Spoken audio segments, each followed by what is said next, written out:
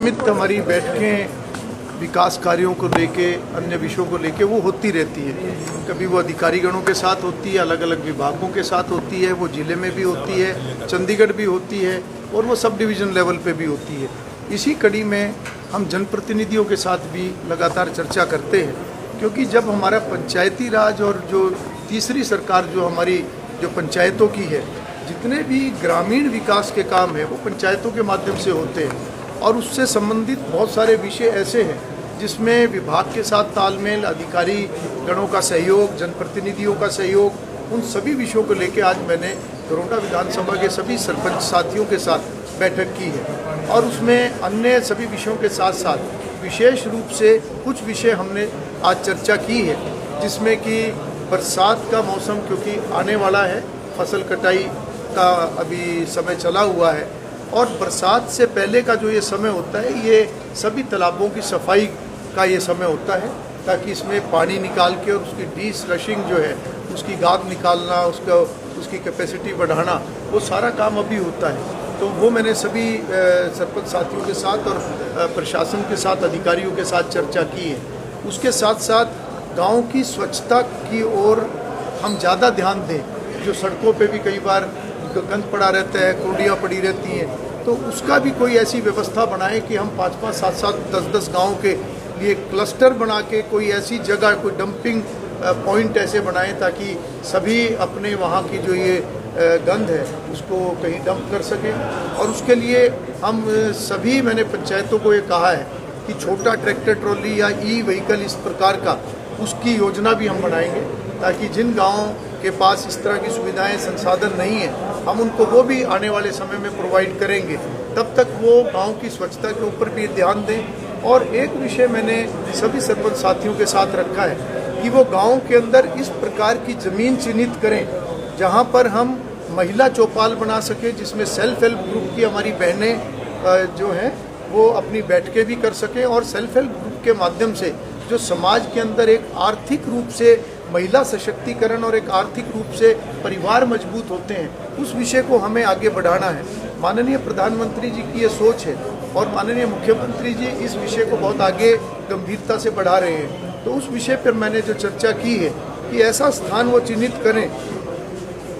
जिसमें नीचे हम महिला चौपाल बना सकें और ऊपर लाइब्रेरी बना सकें, ताकि महिलाएं भी अपना काम करें और एक अच्छे वातावरण में बच्चे भी अपनी पढ़ाई कर सकें। तो इस प्रकार का कार्य जो है संबंधित सभी सरपंच साथी और सभी अधिकारीगण मिलकर इसके ऊपर मैपिंग करने का काम करेंगे, ज़मीन चिन्हित करने का काम करेंगे और साथ ही साथ हमारे युवाओं को खेलने का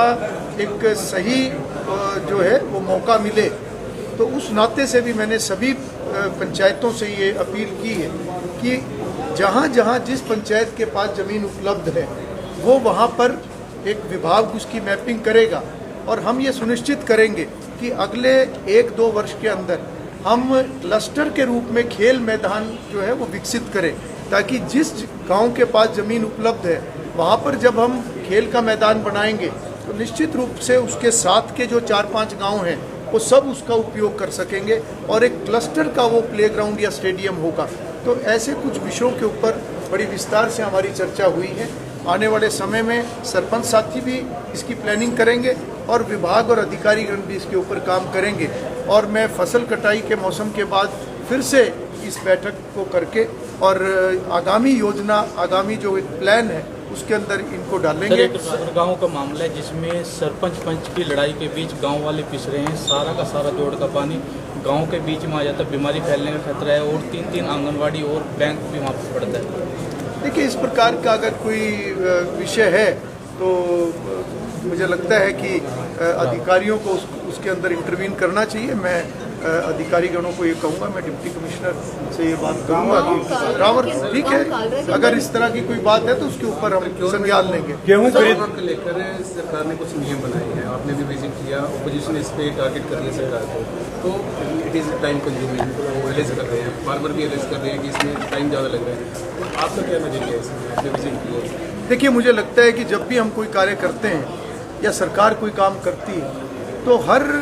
फैसले के दोनों पहलू होते हैं और मुझे लगता है कि जब सरकार जनहित में कोई फैसला करती है और उसका लाभ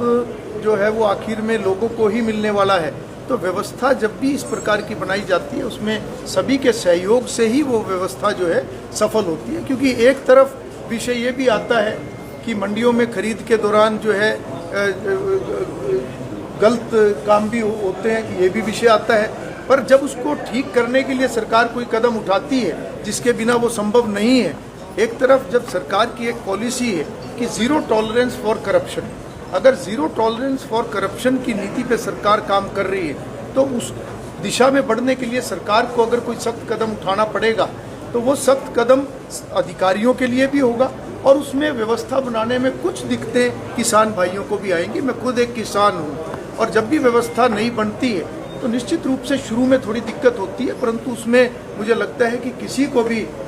जो है परेशान होने की ज़रूरत नहीं है। सरकार की एक क्लियर मंशा है कि जो किसान का पैसा है वो किसान की जेब में जाए, जो व्यापारी के लिए स्कीम है उसका लाभ व्यापारी को मिले, जो मजदूर के लिए गरीब आदमी के लिए स्कीम है उसका पूरा लाभ गरीब आदमी को मिले। तो इसके लिए बहुत सी एक ट्रांसपेरेंट सिस्टम पिछले 10 सालों में बना है। बहुत सी ऑनलाइन पॉलिसीज़, ऑनलाइन व्यवस्था के माध्यम से बहुत व्यवस्थाएं मजबूत हुई हैं। मैं सर्व समाज से सभी से ये अपील करूंगा कि कभी भी व्यवस्था सुधार के लिए कोई कदम उठाया जाए तो उसमें हम मिलकर सहयोग करें। निश्चित रूप से